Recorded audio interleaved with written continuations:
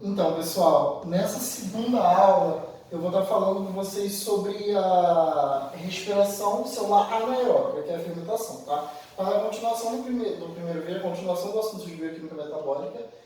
Nessa aula,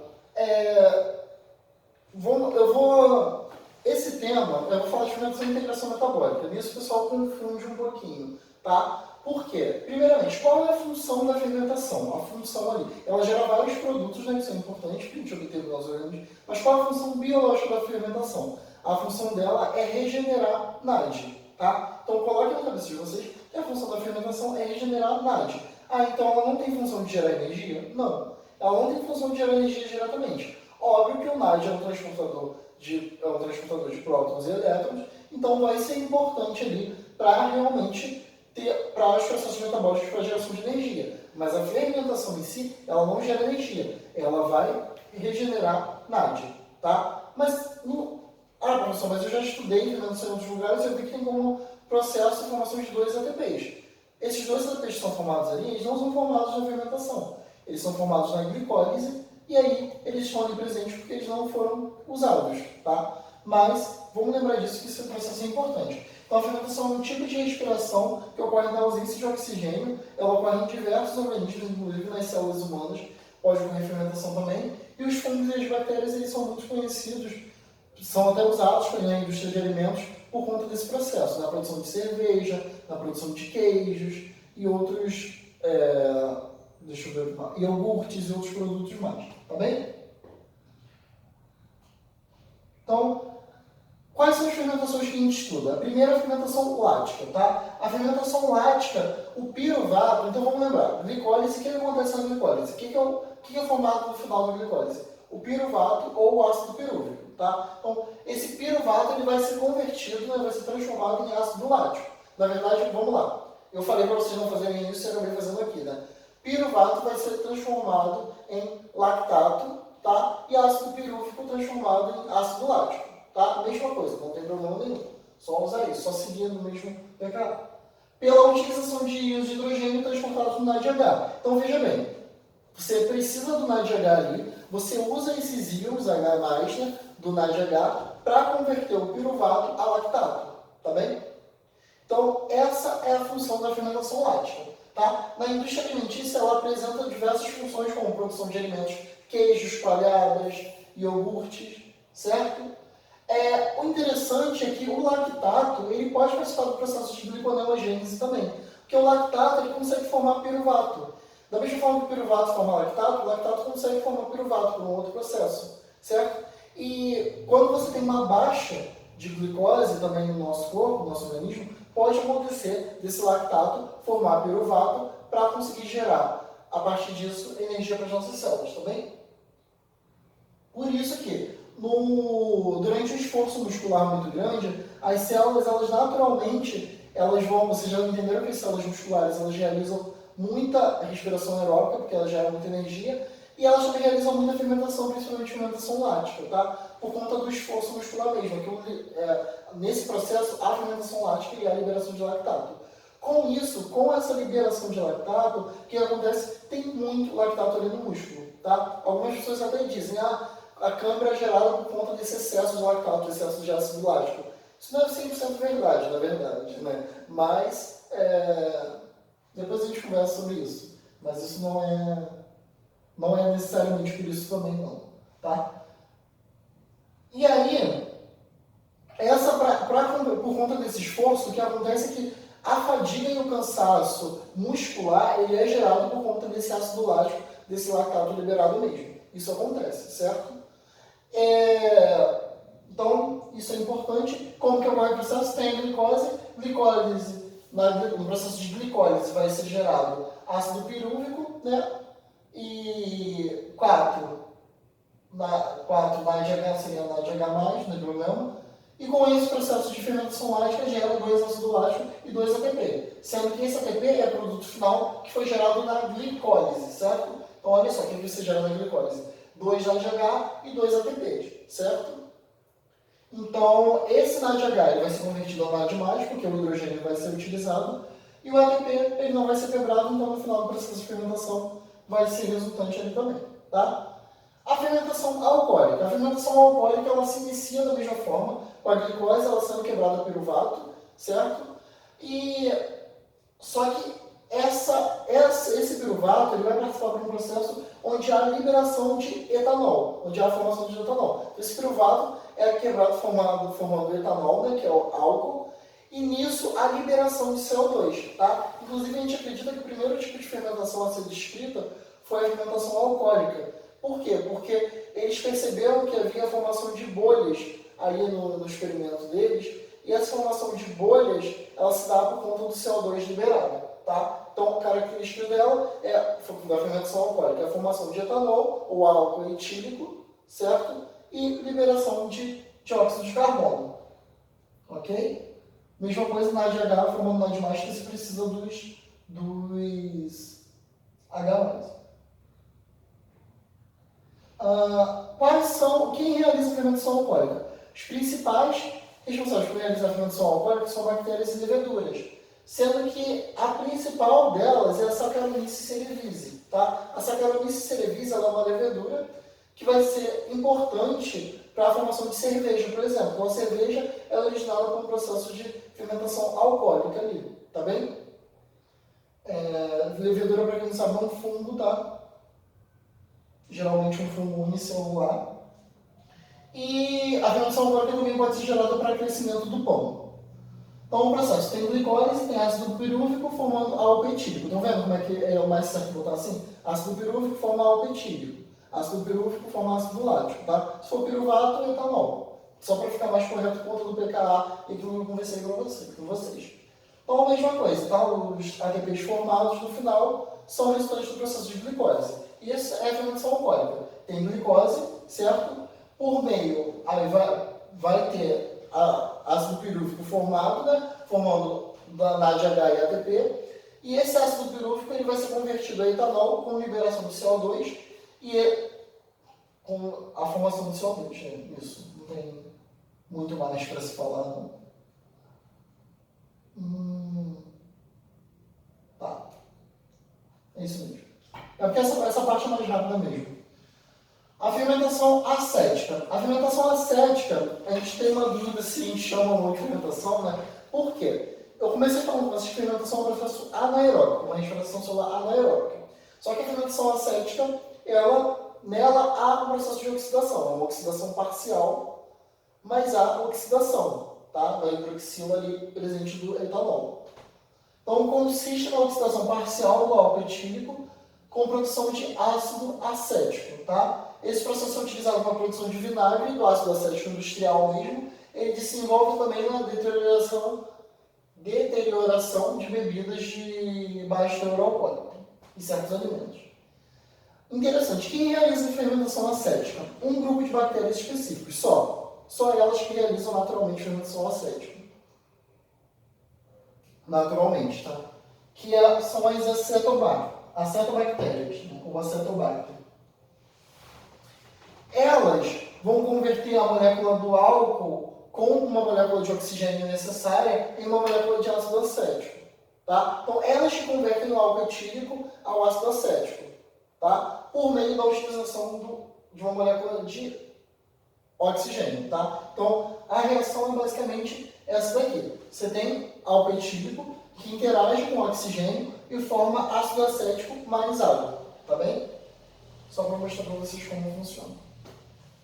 Outro tipo de fermentação é a fermentação cítrica. O ácido cítrico, ele, assim como o ácido lático, ele vai participar, ser importante para vários processos da célula. O interessante é que, onde nós temos citrato, né? A gente está falando de ácido cítrico, mas se falar de citrato, onde nós temos citrato? Lá no ciclo de Krebs. Então, lá no ciclo de Krebs, a junção de oxalacetato com acetil forma um citrato, molécula de 6 carbonos.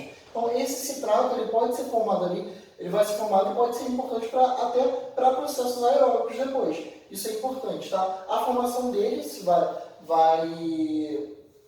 levar em conta processos anaeróbicos, mas ele pode ser importante para processos aeróbicos posteriormente. Então, ele tem várias funções, como agente sequestrante, captando de oxigênio, flavorizante, ele tem ação como antioxidante, principalmente associado à vitamina C, tá? Para evitar escorbuto, vocês, não sei se vocês lembram que a gente falou lá no comecinho, tá bem? Na indústria farmacêutica a gente utiliza, é muito comum a gente utilizar esse ácido cítrico para a produção de diversos fármacos e cosméticos diferentes, tá?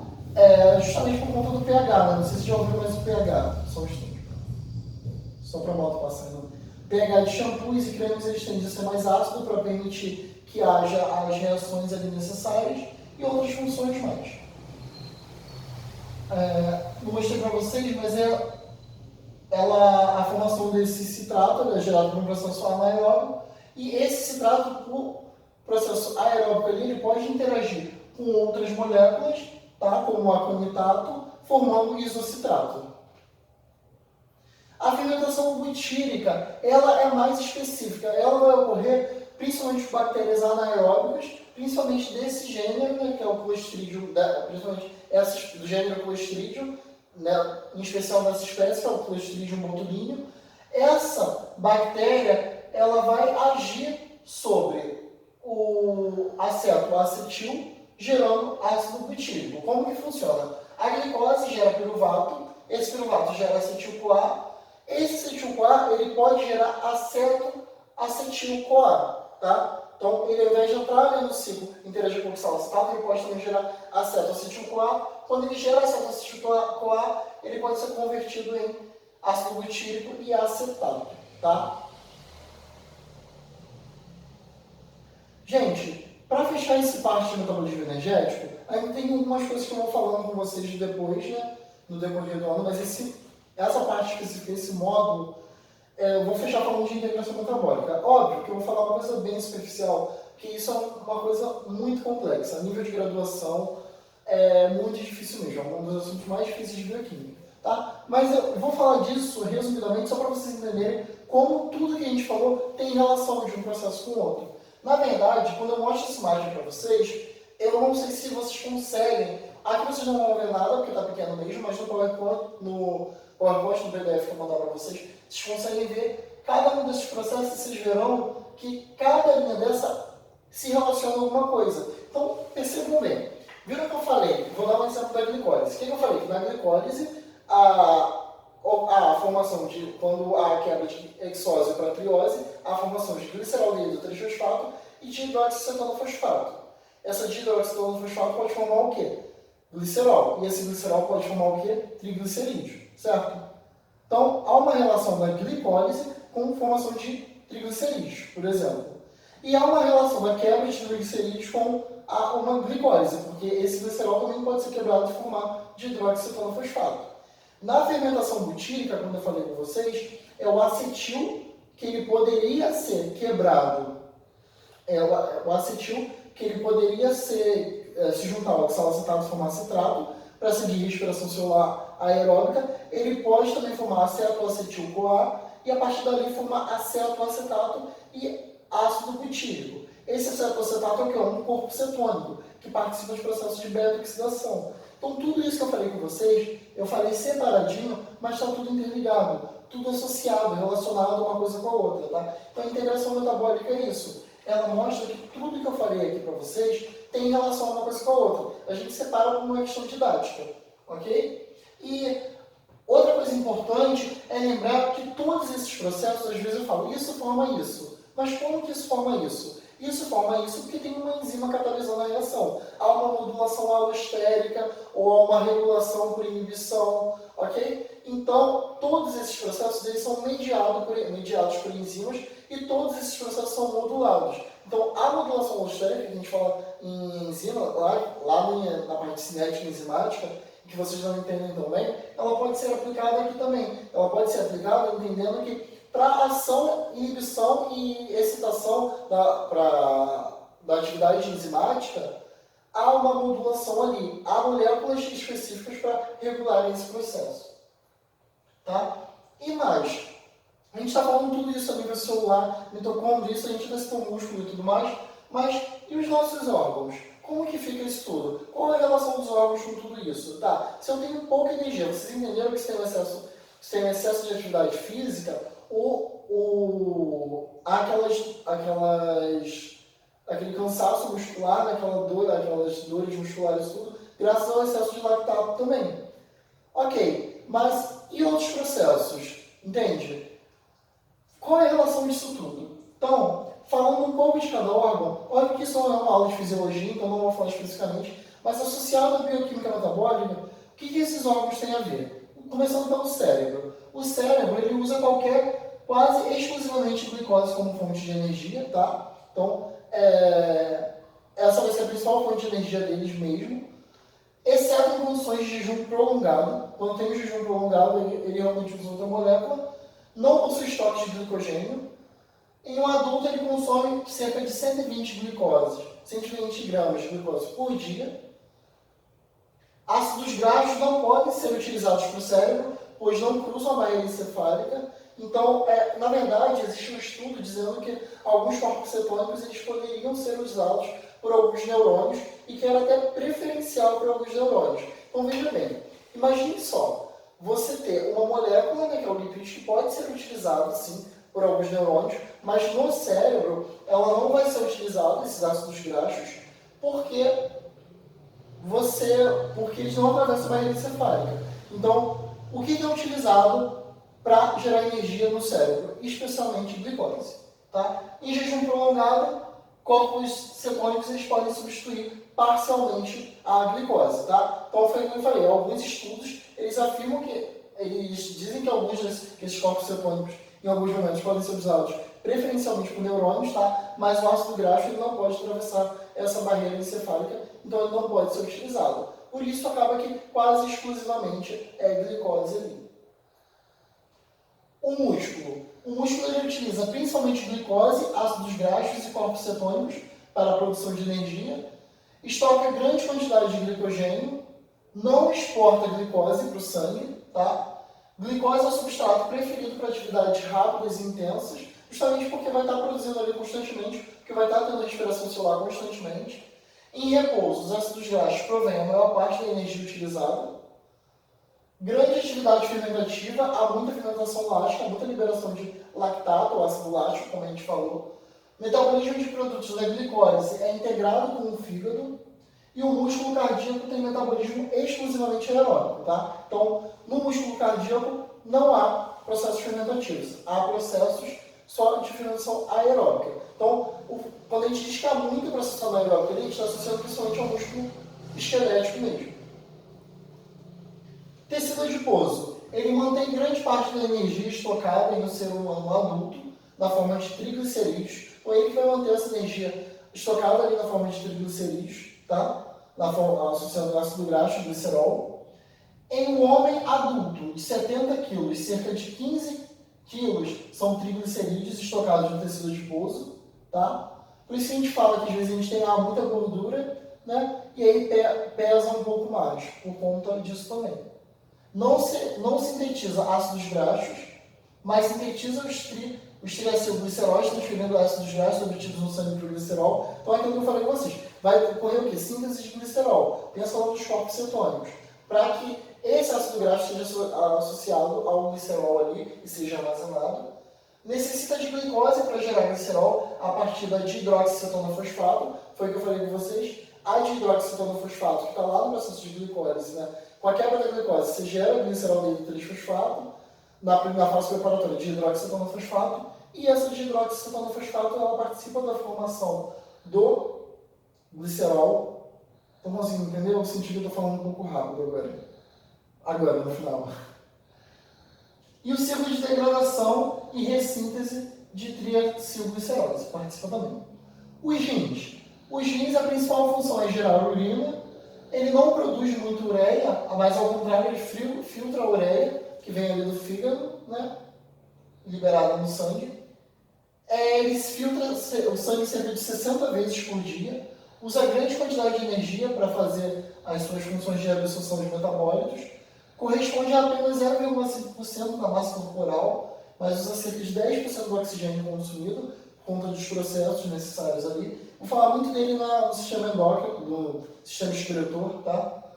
Em jejum prolongado, ele pode contribuir significativamente para a manutenção da glicemia sanguínea, através do processo de gliconeogênese. Então, o rim ele vai ser muito importante também para o processo de gliconeogênese por conta da glicemia sanguínea. E para fechar, o último órgão é o fígado, tá? O fígado, ele é o principal órgão de controle metabólico em mamíferos. E quando eu digo principal, é o principal mesmo, gente, tá? Os fígados, toda vez que a gente fala de funções hepáticas, a gente está associando isso a diversas funções metabólicas. Então, se vem uma prova de bioquímica, estiver perguntando qual órgão acontece aquilo, se você não souber, chuta fígado que é capaz de você acertar. Ele é o principal mesmo, ele realiza vários processos.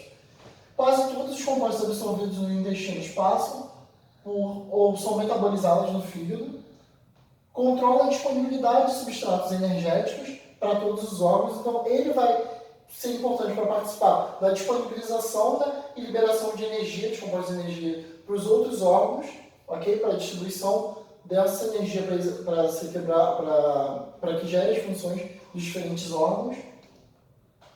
Ele é o principal e praticamente o único centro de eliminação de nitrogênio na forma de ureia. Então, aquele ciclo da ureia, a formação ali dessa ureia para liberação e excreção, ele é o principal, de longe, é praticamente o único mesmo.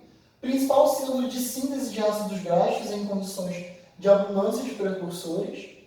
Principal centro de produção de corpos cetônicos em condições de jejum e acúmulo de acetil-CoA, tá? Entretanto, não pode utilizar acetoacetato como fonte de energia, pois não possui a transferase necessária para ativar o acetoacetato. Então, ele vai ser o principal formador de corpos cetônicos, vai participar dos processos de quebra e geração desses corpos. Ele não pode utilizar acetoacetato para a geração de energia, por não ter as enzimas necessárias ali para que ocorra esse processo. Estoca glicose na forma de glicogênio para manutenção da glicemia sanguínea. Aquilo que eu falei, a insulina, quando age, ela induz a formação de glicogênio e a estocagem de glicose onde? No fígado e na forma de glicogênio, tá? Então ele é o principal. E utiliza alfa-cetoácidos derivados da transaminação de aminoácidos como fonte de energia para o seu próprio metabolismo. Então já falei com vocês que esses aminoácidos eles podem ser gerados também para a produção de energia, tá? E o fígado, em casos de jejum, ele pode utilizar aminoácidos, ele mesmo utilizar esses aminoácidos para geração de energia para ele mesmo, para o próprio órgão, né? Então, para vocês entenderem o nível que ele é, um órgão maravilhoso, né? Um dos meus preferidos. Eu sempre tenho algo preferido, né? Minhas organelas preferidas são mitocôndria, complexo de Golgi e lisossomo. E órgão é provavelmente o fígado. O fígado é o meu preferido, um deles. Gente, acabou aqui, tá? Vou estar encerrando essa aula. Façam as questões, só tem um capítulo das questões de metabolismo energético. Continuem